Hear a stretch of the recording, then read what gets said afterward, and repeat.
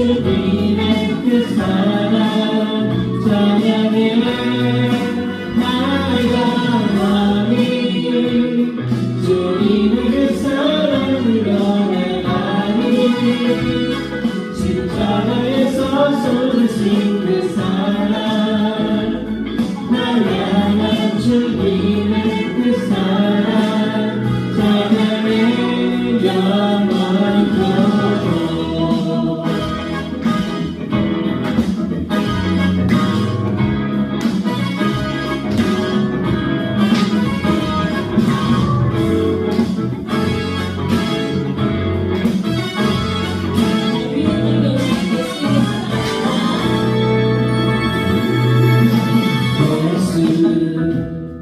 날 위해 이 땅에 오신 주 이 놀라운 이야기 오늘도 나의 맘속에 숨쉬네 나를 여전히 어둠 속에 매였을 때로 그때도 주님 나를 사랑하여 자녀 삼아 주셨네 오 이 기쁨 멈출 수 없는 주님의 그 사랑 어느 누구도 빼앗을 수 없네 날 향한 주님의 그 사랑 찬양해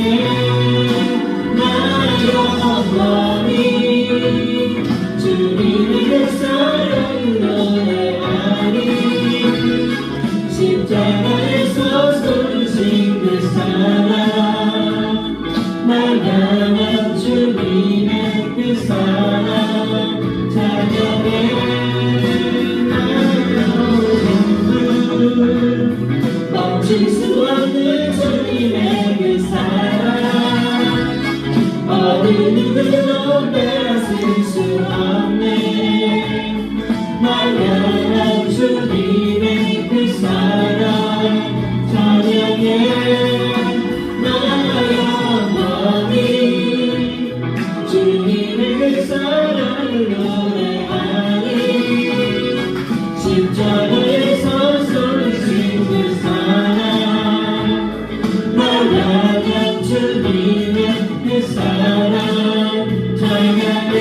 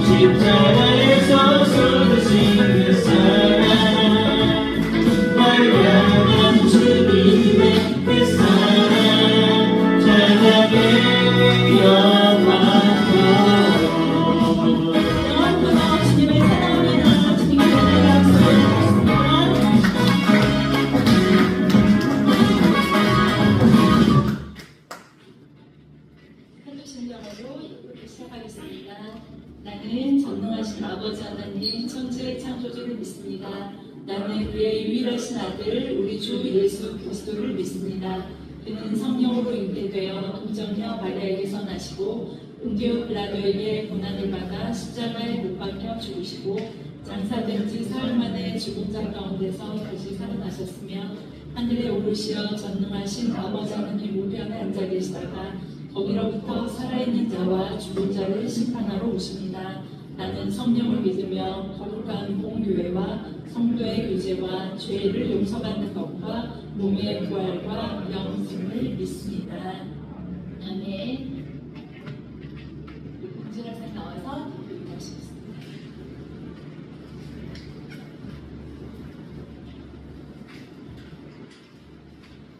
사랑이 많으신 하나님 아버지, 우리 이렇게 진실한 예배의 장면을 저희로 불러주시고 함께 예배드릴 수 있도록 인도해 주신 사랑입니다. 한 주 동안 저희가 지내는 동안 지치고 힘든 소원도 있었지만 하나님께서 저희 함께 하셨기에 여기까지 올 수 있었습니다.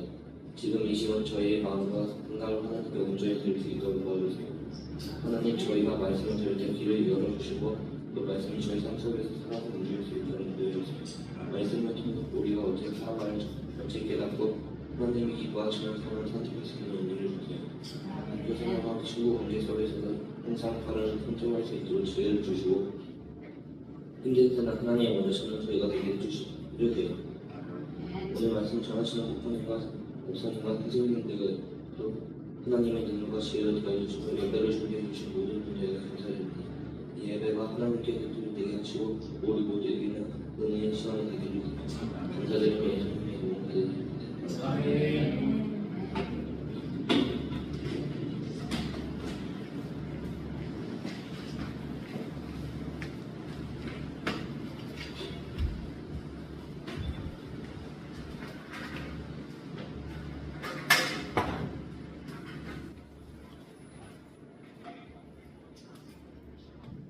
오늘 하나님께서 우리에게 주시는 말씀은 누가복음 10장 24절, 26절에서 28절의 말씀입니다. 누가복음 10장 26절에서 28절의 말씀인데요. 제가 한 절 읽고 여러분들이 한 절 읽고 마지막에 같이 읽도록 할게요. 예수께서 이르시되 율법에 무엇이나 기록되었으며 내가 어떻게 읽느냐. 시작. 대답하여 시작. 뜻을 다하여 힘을 다하여 뜻을 다하여 주 너의 하나님을 사랑하고 또한 내 이웃을 내 자신처럼 사랑하라 하였나이다. 함께 읽겠습니다. 예수께서 이르시되 내 대답이 옳도다. 이를 행하라. 그러면 살리라 하시니. 아멘. 나는 예배자입니다. 찬송하시면서 준비하신 예물을 하나님 앞에 드리겠습니다.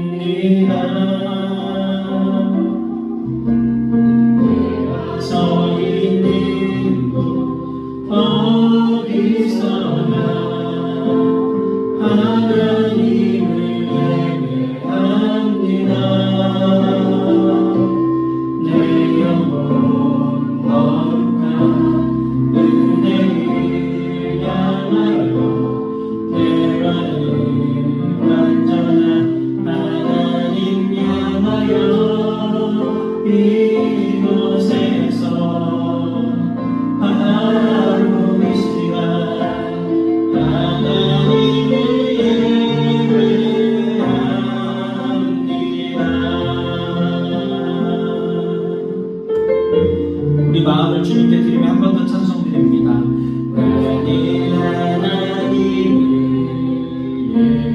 예배하니 예배자입니다. 내가 서 있는 곳 어디서나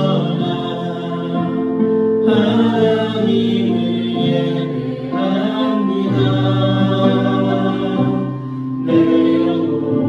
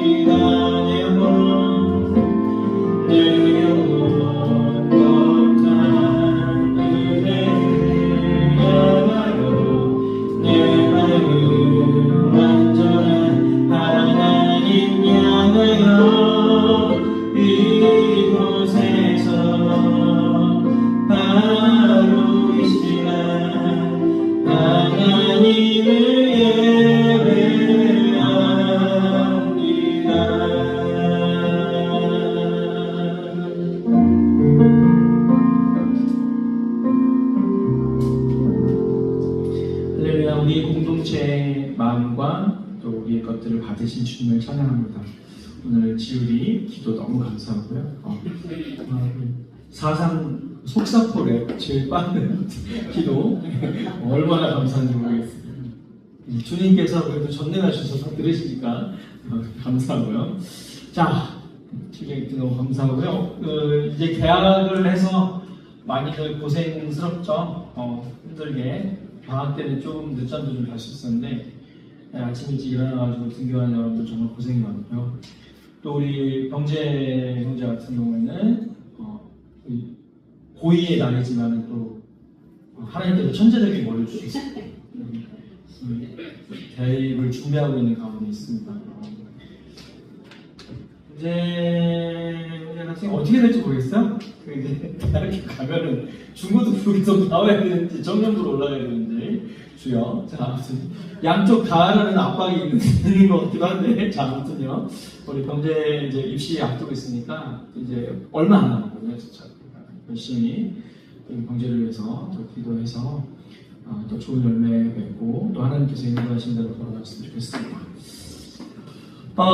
오늘 말씀은요, 진짜 뭐랄까, 예수님께서 제자들과 또 많은 대적자들과 얘기하는 여러 가지 이야기 형식의 전형을 보여줍니다. 항상 주님은 어떤 사람이랑 얘기를 할 때 그냥 얘기만 하시는 게 아니라 그 안에다가 또 다른 이야기, 또 다른 비유가 담긴 이야기를 이렇게 액자처럼 넣어두시거든요. 이거를 액자 구성이라고 하는데 늘 주님은 친절하게 설명을 하시죠. 브라이언 채플이라는 유명한 설교학자가 계세요.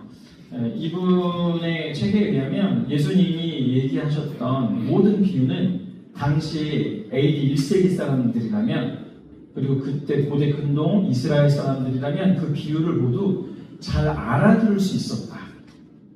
그래서 그 시대 사람들이 잘 알아들을 수 있는 말로 설명해 주셨다라고 말씀하시고 계신데, 저희는 잘 몰라요. 왜냐하면 저희는 이스라엘 사람이 아니니까. 그래서 목사님 같은 사람이 여러분들에게 조금 쉽게 설명을 해줘야 되는 부분이 바로 예수님의 비유에 대한 부분인데, 이야기에 대한 부분인데, 오늘 바로 그것이 등장합니다. 자, 한 율법사가 예수님을 찾아왔습니다. 근데 한 율법사가 예수님을 찾아왔는데, 보통 율법사라고 했을 때 히브리어로 뭐를 번역되냐면은 이제 변호사라든지 또는 선생님, 랍비, 선생님이라든지 이런 걸로 이제 번역이 돼요. 오늘 율법사는 변호사, 판사 이런 식으로 번역이 됐어요. 근데 이 율법사가 그럴 것이, 이 율법사의 직업 자체가 그냥 뭐 하나에 국한되어 있는, 우리는 율법사가 율법을 잘하는 사람이구나 이렇게 알지만, 이스라엘의 이 사회 구조 자체는 말씀을 지켰는지 안 지켰는지에 대해서 판단도 해줄 수 있고 여러 가지 역할을 감당했기 때문에 율법사이기도 하고 변호사이기도 하고 판사이기도 하고 여러 가지 것들을 겸직을 하는 그런 모습인 거죠. 한 율법사라는 직업 카테고리 안에 굉장히 많은 역할들이 이제 거기 있다, 이렇게 보시면 되겠는데, 오늘 한 율법사가 찾아왔습니다.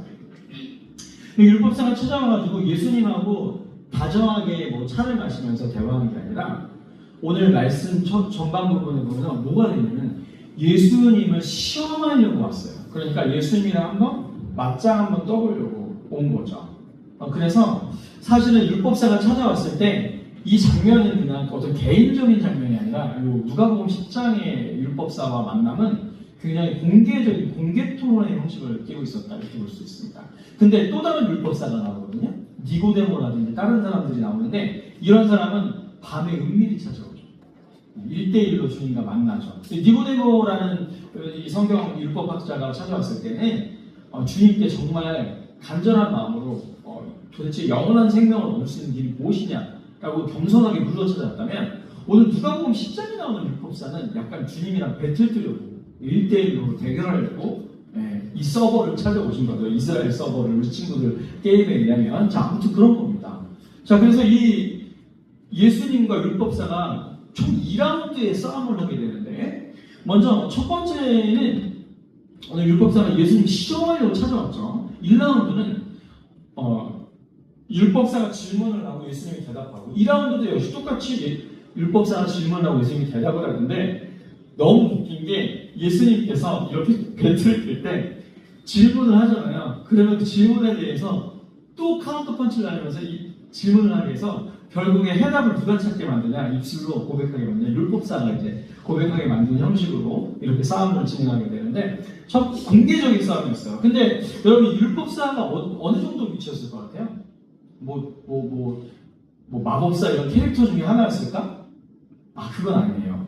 율법사는 흔히들 사람들은 뭐 사두개인이나 뭐 바리새인 이런 거 생각하거든요. 세딕이나 페리시스를 생각을 하는데 그렇지 않고 이 율법사는 따로 있는 직분이에요. 따로 있는 그 역할입니다.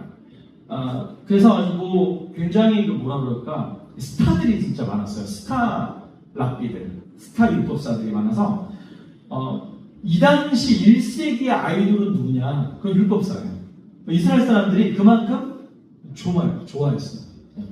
샤무이라는 율법사가 있었고 힐랄이라는 율법사가 있었는데 1세기 당시에 정말 스타반이었고 이 힐렐의 수제자가 가말리엘이라는 사람이었는데 이 가말리엘의 제자가 누구냐? 바울이었어요. 그러니까 이 바울도 역시 뭔가 내가 율법사가 되어서 스타의 반열에 오르겠다 이런 야망을 가진 사람이거든요. 왜 그러냐면 율법사는 세딕은 귀족 출신이고 페리시스는 중상공인들 출신인데 주민들 출신인데 율법사는요 아무나 될 수 있었어요. 다만 뭐에 정통하면 율법에 정통해야 돼요. 근데 율법에 정통해야 되는 게 어느 정도냐? 율법 613가지는 뭐 다 통달하는 것뿐만 아니라 이 613가지를 더 가지를 쳐가지고 세세하게 법을 정리한 장로들의 유전이라는 게 있었거든요. 미드라시나 뭐 이런 것이겠죠. 이런 어떤 율법에서도 통달해야 됐고 이것을 이제 법적으로 적용하고 판정하는 데 있어서도 지혜로워야 되기 때문에 거의 모세오경에 있는 율법들을 다 외우다시피 그러니까 거의 외운 게 아니라 그냥 외웠대요. 그래서 외웠을 때 이 사람을 율법사라고 이제 하는 거죠. 율법사가 예수님을 찾아왔습니다. 이 아이돌이죠. 사람들은 기대했을 거예요. 예수님 편이 있었을 거고 율법사의 편이 있었을 건데 율법사가 이기기를 바라는 사람들이 있었겠죠. 그가 찾아와가지고 내가 무엇을 하여야 영생을 얻을 수 있냐고 질문을 던집니다. 왜 그랬을까요? 예수님이 그들이 보기에는 율법도 어기고 왜냐하면 안식일 날 아무것도 하지 말라고 그랬는데 막 병자들도 치유하시고 제자들도 먹이시고 막 이랬잖아요. 막 이런 거 보면서 이적을 행하고 또 자기가 하나님의 이름을 남명도 일컫지 말라고 그랬는데 자기가 하나님의 아들, 인자라고 하기도 하고 이러니까 확인을 좀 하고 싶었던 거죠. 도대체 네가 가진 구원관이 무엇이냐? 영생이 무엇이냐? 이렇게 물어본 겁니다. 그랬을 때 예수님이 뭐라고 대답해요? 오늘 여러분이 읽으신 본문 말씀에 있죠. 율법에 뭐라고 하느냐? 너희들이 그렇게 믿고 있는. 그랬더니 율법사가 대답을 하죠. 마음과 몸과 뜻과 정성을 다해서 주 너의 하나님을 사랑하고 내 이웃을 사랑하라. 그랬더니 예수님이 이제 마지막에 뭐라고 딱 하십니다. 두 번째도 그러면 내 이웃이 누구입니까? 라고 질문을 합니다. 이것도 역시 율법에 의해서 이 사람들은 선택받은 민족이잖아요. 이스라엘 사람들은 하나님의 선택받은 민족이라는 선민의식이라는 걸 갖고 있었거든요. 우리는 한국 사람이고 나는 미국 사람이고 이런 어떤 그런 자부심들이 있었단 말이에요. 그랬을 때 내 이웃이 무엇이냐고 했을 때 좀 반대로 내 이웃이 아닌 사람은 누구냐 이렇게도 이제 정의가 되는 것이거든요. 그래서 내 이웃은 누구입니까? 라고 얘기했을 때 바로 그 유명한 강도 만난 그 나그네를 도운 사마리아 사람의 이야기가 거기 액자 구성으로 등장하게 됩니다. 그래서 그것을 쭉 설명한 다음에 이웃이 누구인지를 딱 그 사람 입술로 얘기하게 하죠. 이것이 바로 율법사와 예수님의 싸움이었어요. 자, 그때마다 주님은 카운터 펀치를 날리시죠. 율법에 뭐라 기록되었으면 어떻게 생각하냐 이렇게 이제 해서 율법사로 하여금 정답을 이야기하게 합니다. 그리고 나도 그거 똑같다 이렇게 이제 얘기를 하시는 거죠. 그리고 당신의 생각에는 누가 강도 만난 자의 이웃이다. 그 강도 만난 그 나그네를 도운 사마리아 사람의 이야기를 꺼내면서 과연 누가 세 사람이 나오죠. 이웃이 누구냐라는 카운터 펀치를 날리세요. 그러면서 그 입술로 대답하게 만드는 방식을 취하게 되는 것이죠.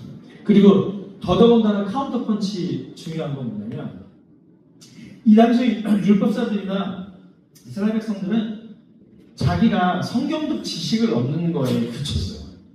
그러니까 율법이 무엇이고 그냥 그거 지키고 주일날이니까 교회에서 와서 예배 드리고 내가 뭐 착하게 살고 뭐 이런 걸로 딱 그렇게 딱 정해놨단 말이에요.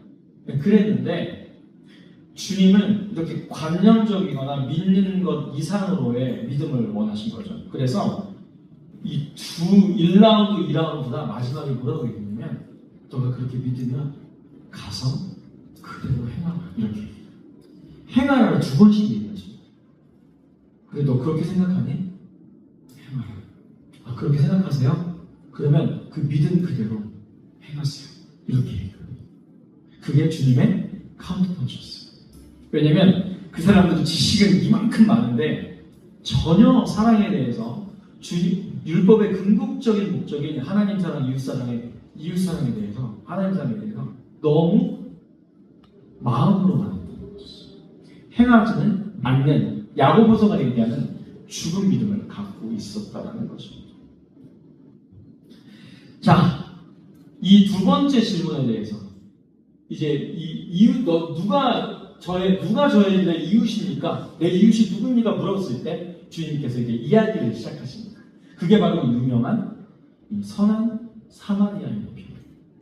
근데 여러분 저 앞에 선한이라는 수식어 있잖아요.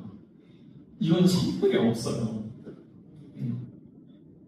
많은 기독교인들이 이 선한이 너무 좋으니까 뭐 선한 사마리아 교회도 있어요. 저희 이제 또 어제 우리 선생님들 모임 가졌는데 그 모임 가진 곳에서 조금 넘어오다 보면은 고등동 쪽에 선사교회도 있습니다. 그 선사교회 무슨 뜻이에요? 그랬더니 선한 사마리아인 교회. 줄임말이지. 선사교회. 근데 선한이란 말이 없어요. 성경에는. 그냥 사마리아인입니다. 근데 이제 나중에 보니까 이 사마리아인의 이웃을 향한 행동이 선하구나. 그래서 선한 자를 붙인 겁니다. 자, 아무튼 그래서 여러분들과 많은 크리스찬들이 또 제가 선한 사마리아인으로 이제 익숙하니까 이렇게 한번 적어봤는데 선한은 나중에 붙인 거다 참고하시면서 이 선한 사마리아인의 비유에는 3명의 주인공이 등장합니다. 한 명의 조연과 먼저 한 명의 조연은 누구냐면 강도 만난 나그네인데 어느 정도로 강도를 만나냐 거의 죽을 지경까지 얻어맞고 모든 걸 다 뺏겼어요. 그 강도 만난 사람 한 사람이 나오고 그 다음에 나머지 3사람이 나옵니다. 제사장, 레위인, 그리고 사마리아인. 사마리탄이라고 하는 세 부류의 이 사람들이 나옵니다. 자, 먼저 이 강도 만난 자를 첫 번째 만난 사람은 제사장이었어요. 제사장. 자, 이 제사장이 이제 딱 이렇게 막 길을 가다 보니까 저기 피 흘리면서 쓰러진 강도 만난 자가 있는 거예요. 근데 제사장 정도면은 도울 수 있었거든요. 근데 안 도와요. 당시 이스라엘 사람들은 막 제사장이면 안 도울 수 있지. 이렇게 생각해요. 왜 그럴까요? 이스라엘 정결법, 민수기 19장이나 레위기 22장에 보면 정결법이 나오는데 죽은 시체를 만지지 말라고 해요.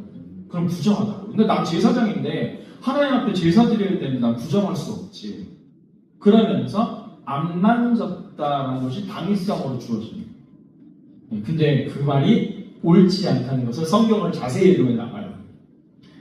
지금 이 제사장이 어디로 가고 있었냐면 여리고로 내려가고 있었습니다.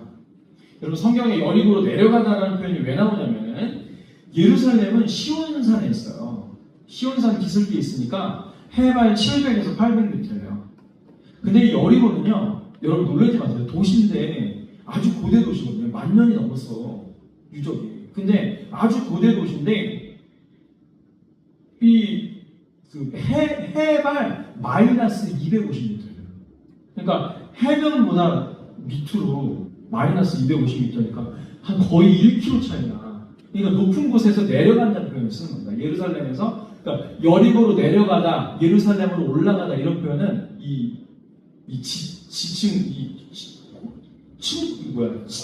해발 차이 때문에 그렇게 나타나는 건데 여리고로 내려가고 있었어요. 이게 무슨 얘기냐면 이 제사장들이 당시에 전반기에 한 번, 후반기에 한 번, 두 번 이제 예배를 드리는데 제사장들이 많았어요. 그래서 제사장들이 어디 모여 살았냐? 여리고에 모여 살았습니다.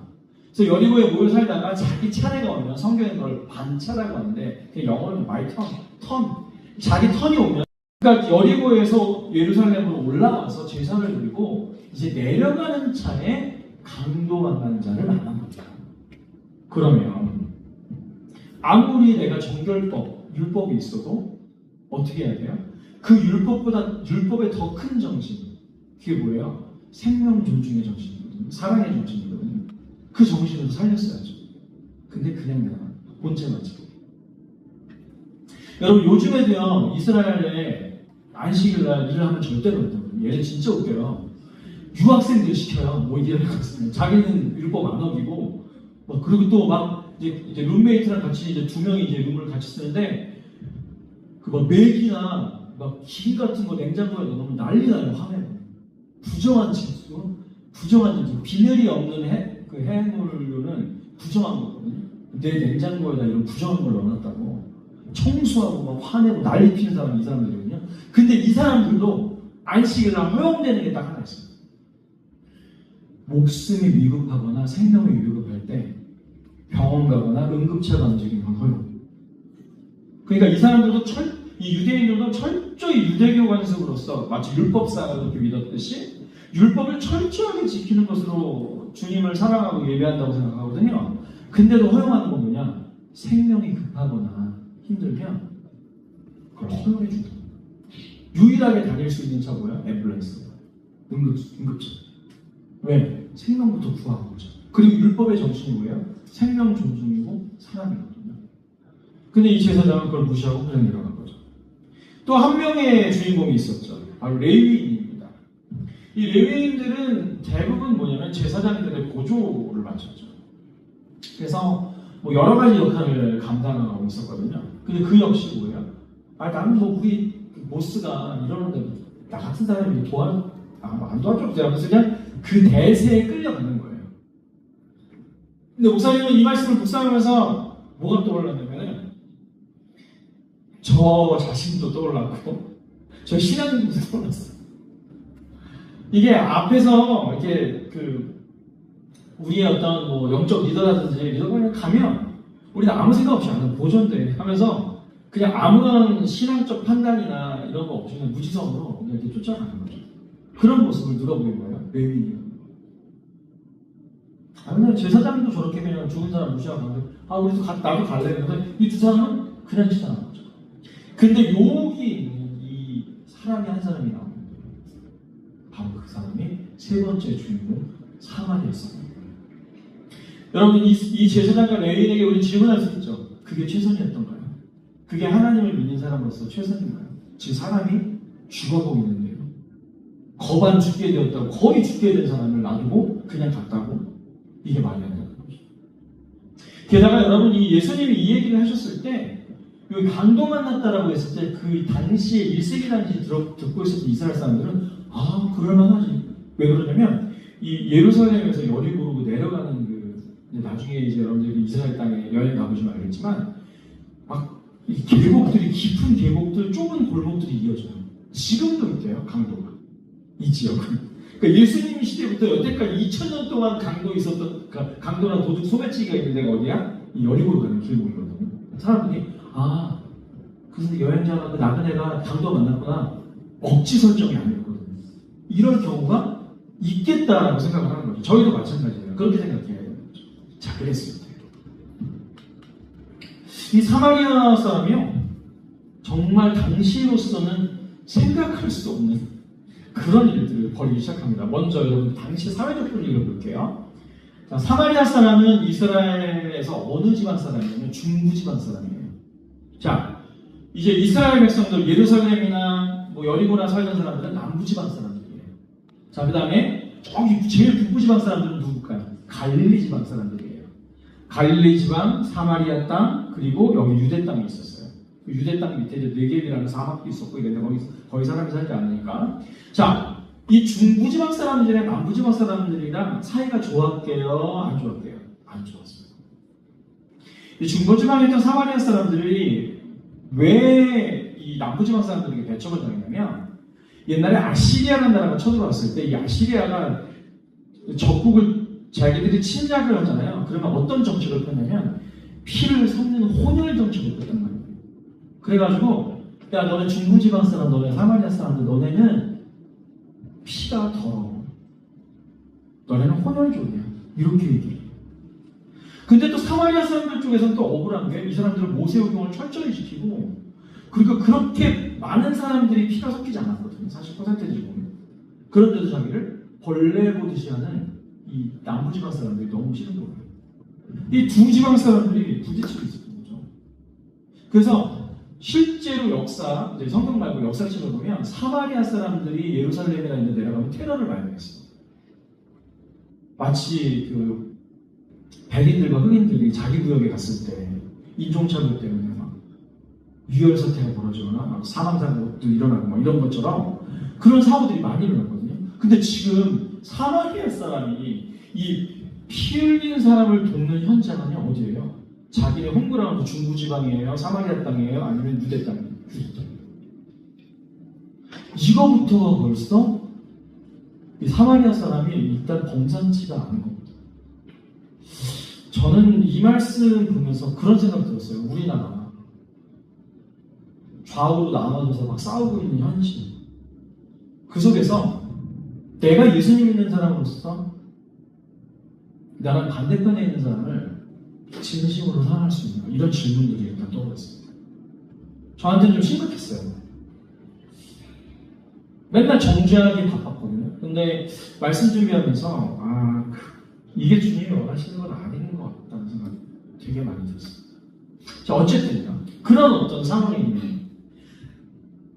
뭐 그들의 죄나 뭐 그들이 뭐 잘못했던 것에 대해서는 그 잘못이라고 얘기할 수 있지만 사람까지 너무 미워하기에는 우리 예수님의 사람으로서의 예수님의 사람을 가진 우리로서의 어떤 그런 정체가 아닌 것 같다는 생각이 들어요. 두 번째는 정말 자신이 오해받을 수 있었던 거죠. 왜요? 아니 사마리아에 있는 자기가 유대인을 지금 그 여리고에 있는 여관에 모셔다 줬단 말이에요. 근데 만약 죽었어요. 그럼 어떻게 되는 거예요? 저게 다 죽여놓고 와가지고 왜냐면 죽은 자는 말이 없으니까 사마리아 사람, 유대 사람 도울 리가 없다 이거죠. 자기가 오해받을 수 있는 상황. 게다가 이 여관에 이 강도만 자를 맡기면서 두 데나리온을 여관 주인에게 주면서 내가 다시 돌아올 때까지 혹시 이걸로도 치료비가 모자라면 숙박비가 모자라면 내가 더 주겠다라고 하면서 떠나요. 맡기고. 이게 정말 엄청난 겁니다. 왜냐하면 이 두 데나리온이면 24일치 공급이에요. 24일 생활비예요. 그러니까 이 두 데나리온을 줬다는 것은 24일 동안 묵을 수 있는 거를 준 거예요. 그러니까 뭐 하루 이틀도 아니고 두 데나리온 주면서 한 달 정도를 맡겨놓은 거예요. 이 사람이 회복할 때까지. 그리고 내가 다시 돌아와서 또 주겠다. 근데 또 오는 것도 힘들어 사실은. 왜냐면 여리고잖아. 제사장들이 바글바글 사마리아 사람들 제일 싫어하는 사람들이 모여있는 곳인데 거길 또 오겠다는 거예요. 그러니까 이 사마리아 사람이 강도 만난 자를 도운 거는 그냥 단순하게 도왔다 이게 아니라 불가능한 도움을 주는 거예요. 우리로서는 뭐예요? 하기 싫은 도움을 주는 거예요. 그냥 너무 지나치고 싶은 사람을 도와주는 거죠. 사실. 그러면서 주님이 카운터펀치가 아닙니다. 율법사에게 물어요. 누가 내 이웃이냐? 누가 내 이웃처럼 보이냐? 제사장이냐? 레위인이냐? 아니면 니들이 그토록 미워하고 정죄하고 원수처럼 보이는 사마리아인이냐? 딱 물어요. 그러니까 이 제사장, 율법사가 뭐라고 대답하냐면 자존심 있잖아요. 그러니까 뭐라고 대답하냐면 사마리아 사람입니다라고 대답 안 해요. 자비를 베푼 자입니다. 이러면서 돌려내요. 사람들이 이 두 분의 대결을 보고 있었거든요. 율법사와 예수님. 그러면서 율법사를 주님이 짓누르려고 한 것이 아니라 자신들의 대결을 보고 있는 많은 이스라엘 사람들에게, 백성들에게 이웃에 대한 범위, 우리가 사랑해야 되고 우리가 구제해야 되는 사람들의 범위를 너희는 너희 민족 안에서, 너희 편 안에서, 너희 안에 인위적인 카테고리를 만들었지만 하나님 나라는 그런 게 아니다. 원수된 사람도 도와줘야 되고, 원수된 사람이 어려움에 처했다면 진심으로 도와줘야 됩니다. 설사 네가 너무 많은 손해를 볼 수 있을지라도. 오늘 우리에게 주님이 묻고 계신 거죠. 사랑하는 교회들아, 너의 이웃이 누구냐? 네가 사랑해야 되고 네가 구제를 베풀어야 될 사람이 누구냐? 묻고 있는 겁니다. 그러면서 뭐라고 하시냐면, 자비를 베풀이라에 끝나는 게 아니라 주님께서 물으면 가서 네가 들은 대로 배운 대로 해봐라. 여기까지가 주께서 그분 율법사와 그분의 예수님의 대결을 보고 있는 사람들에게, 또 오늘날 우리들에게 말씀하고 싶은 것입니다. 우리나라 지금 보세요. 정치 상황 완전히 반으로 쪼개져서 싸우고 있잖아요. 이 속에서 크리스찬들 한쪽에 속해서 같이 싸우실래요? 그거 아닙니다. 사실 저도 그렇거든요. 저도 너무 싫은 거예요. 근데 주님이 이 말씀을 묵상하고 설교 중에서 이렇게 억누르시죠. 이건 아닌 거죠. 설사 그들의 잘못은 죄로 인식을 할지언정 그렇게 생각하고 있는 사람, 그렇게 행동하고 있는 사람을 감싸줄 수 있어요. 라고 말씀하고 있는 것이죠. 오늘 주님께서 묻고 있습니다. 우리 다 같이 읽겠습니다. 시작. 내 생각에는 이 세 사람 중에 누가 강도 만난 자의 이웃이 되겠느냐? 이를 자비를 베푼 자는 예수께서 이르시되 가서 너도 이와 같이 하라 하시니. 아멘. 이게 바로 교회가 가져야 될 사랑의 정신이고 구제의 정신이고 목숨을 살리는 사랑의 정신입니다. 여러분, 교회는요, 모든 이와 함께 어떤 카테고리를 정해서 우리 편만, 이게 아니라 모든 이와 함께 시대를 사는 모든 사람들에게 뭐가 되어야 되느냐? 이웃이 되어줘야 됩니다. 제가 시대를 사는 모든에게라고 했을 때 뭐예요? 지금 동시대에 살고 있는 모든 사람들을 하나님께서 우리에게 뭘로 주셨냐? 이웃으로 주셨죠. 근데 목사님 이 말씀 준비하면서 제가 너무 도전이 되는 거예요. 이걸 할 수 있을까? 그래요. 어쩌면 우리는 구제하는 일, 어떤 사람을 구원하고 도와주는 일, 우리가 할 수 있는 게 아닌 것 같아요. 우리의 마음으로는, 우리의 성정으로는 도저히 할 수가 없는 거예요. 그러나 우리가 주 예수 그리스도의 마음, 빌립보서 2장 말씀처럼 그는 그러면 하나님의 본체시나 하나님과 동등됨으로 여기는 것을 취하지 아니하시고 오히려 자기를 위하여 종의 형체를 가지시네 사람의 모양으로 나시고 우리를 위해 희생하셨던 그분의 마음을 너희들이 가졌으면 좋겠다고 말씀하시잖아요. 그 갖는 거, 그거 뭐예요? 우리가 기도하고 주께 간구해야 되는 제목 중에 하나인 것이죠. 여러분, 복음은 사랑과 함께하며 하나님의 사랑은 하나님을 사랑하는 것만 가는 게 아니라 이웃 사랑도 함께 갑니다. 그래서 우리 주보에 나와 있잖아요. 딱 주보와 겉에 그림 딱 십자가. 이게 교회라는 거예요. 하나님과 우리와 서로 사랑하는 것이 따로의 문제가 아니라 같이 가야 되는 거죠. 이렇게 볼 수가 있는 것입니다. 교회의 구제의 의미는 바로 이런 깊은 의미를 담고 있는 것이죠. 여러분, 우리 교회는요, 좀 연약하신 분들이 모이는 공동체도 있고요. 여러 부류의 공동체가 있거든요. 근데 그 공동체는 우리 공동체가 아니다. 이러면 안 되죠. 농인부도, 사랑부도, 마가부도 모든 공동체가 다 우리의 구제의 대상이고 또 함께 해야 되는 대상이죠. 그 모습을 통해 우리는 뭘 나타내는 거예요? 우리는 교회입니다. 우리 예수님의 사랑이 우리 안에 존재합니다. 여러분들에게 이 사랑을 전하고 싶습니다 하고 또 세상을 향해서도 얘기할 수 있는 거죠. 우리 교회 장점 바로 그런 것입니다. 그러나 거기서 또한 국한되는 것, 더 사랑 교회 테두리 안에서만 국한되는 것이 아니라 주님 오늘 선한 사마리아 사람의 얘기를 통해서 무엇을 말씀하시나요? 내 이웃의 경계를 거기다 정하지 말고 모든 사람, 모든 이웃, 이 시대를 살아가고 있는 모든 사람이 바로 너의 이웃이다.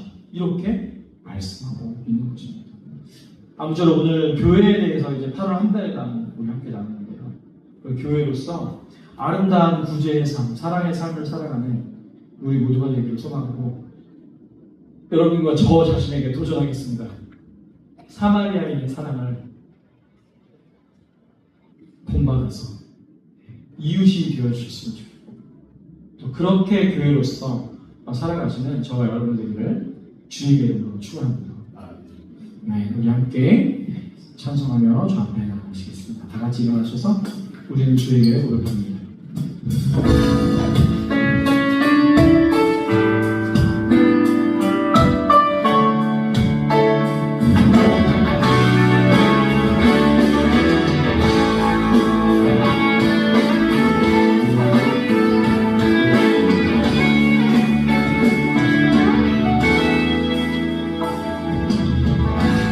우리한테 이름 주신 주 믿음 안에 성령으로 자라게 하시네. 우리 몸에 머리 되신 주 서로 다른 모습 안에 주 영광 임하시네.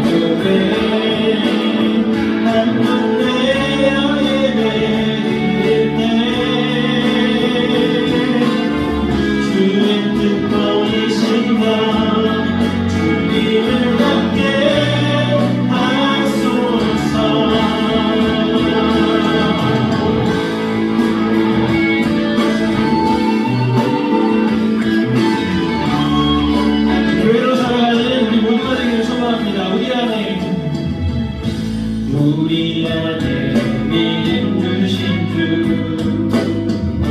믿음 안에 섬김으로 자라게 하시네.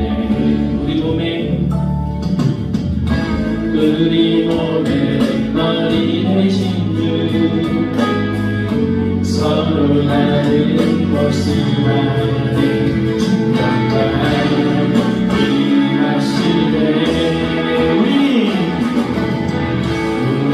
주의 교회 주의 사랑 함께 하시네.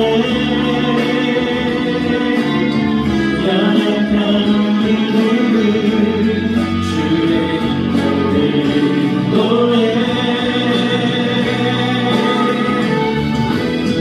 부르신 주의 교회 한 몸 되어 예배 드릴 때 주의 뜻도 이시면 주님을 함께 하소서. 우리는 주의 교회 주의 사랑 함께 하시네. 연약한 우리들을 주의 인도해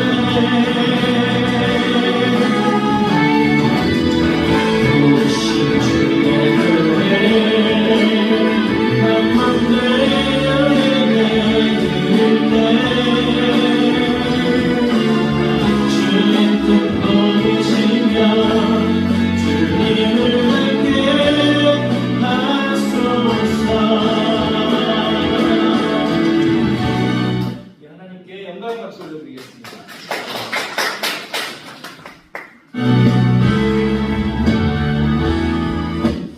함께 기도하겠습니다.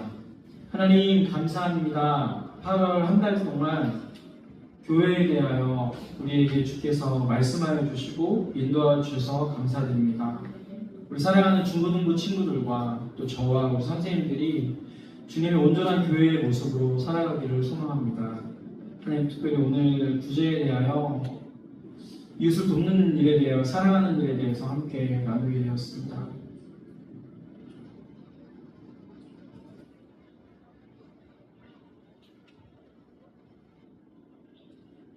참 사랑이 없고